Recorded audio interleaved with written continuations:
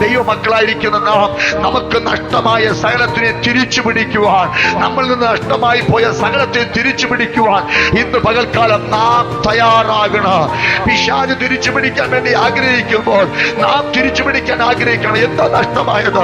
നമ്മുടെ ജീവിതത്തിൽ ഉണ്ടാകുന്ന പ്രാർത്ഥനാ ജീവിതത്തെ, നമ്മുടെ ജീവിതത്തിൽ നഷ്ടമായ തേജസ്സിനെ നാം അടക്കി പിടിക്കണം. പറഞ്ഞ തേജസ് നമ്മളിൽ നിന്ന് നഷ്ടമായ, വാഴാൻ തയ്യാറാകുന്നവരിൽ ആദ്യം ഉണ്ടാക്കേണ്ട തേജസ്സം.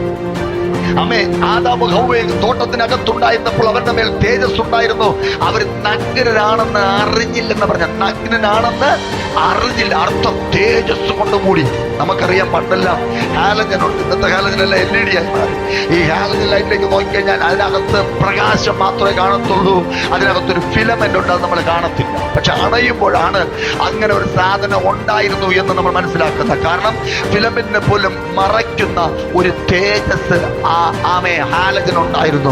അതുപോലെ മനുഷ്യന്റെ പാപത്തെ മറയ്ക്കുന്ന ഒരു തേജസ്സുണ്ട്, മനുഷ്യന്റെ കുറവുകളെ മറയ്ക്കുന്ന ഒരു തേജസ്സുണ്ട്, നിന്റെ ഇല്ലായ്മകളെ മറയ്ക്കുന്ന ഒരു തേജസ്സുണ്ട്, നിന്റെ കുടുംബത്തിന്റെ അകൃത്യത്തെ മറയ്ക്കുന്ന ഒരു തേജസ്സുണ്ട്.